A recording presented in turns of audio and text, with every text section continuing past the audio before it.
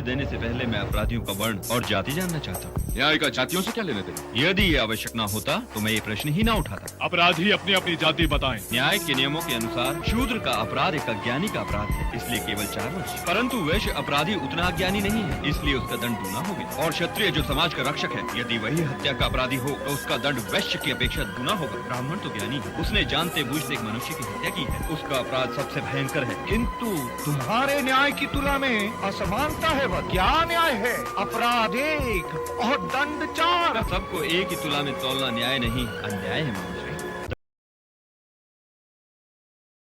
गीता पे हाथ रख के कसम खाइए। कहिए मैं जो कुछ भी कहूंगा सच कहूंगा, सच के सिवा कुछ नहीं कहूंगा। आप जो कुछ कहेंगे सच कहेंगे, सच के सिवा कुछ नहीं कहेंगे। हो गया। अरे ऐसा आप बोलिए। आती मैं ही बोला। जज साहब इन्हें माफ कीजिएगा, ये ठीक नहीं हो रहा सर। आप गलत कर रहे हैं सर। मैं गलत नहीं कर रहा हूँ। जज को मत बताओ आप, उसी के कोर्ट में कि वो गलत कर रहा है।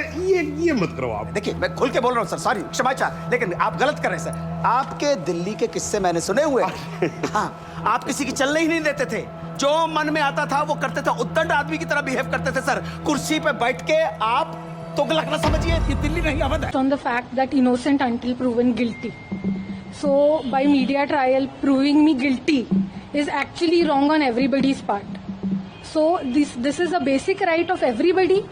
Every person, you also know, any person who is considered guilty in our system is innocent until he is proven guilty. And you can say it has been alleged, but this proving me guilty like this, I do not think that is correct. So whatever my submission is, I will give it in front of the committee and the truth will come. ज्यादा थक रहा है तू? ज्यादा थक रहा है क्या? जो इनका अधिकार है वो नहीं दोगे इनको? मैं आऊंगी जब ये अधिकार पूरे होंगे। ट्रांसफर करो इसका, हटो। नहीं चाहिए, कल से नहीं आएगा। ज्वाइन नहीं करेगा से होगा। 4 बार इसको वार्निंग दे दी है। जब इरिटेट कर रहा है, बहुत भयंकर वाला, लोग परेशान।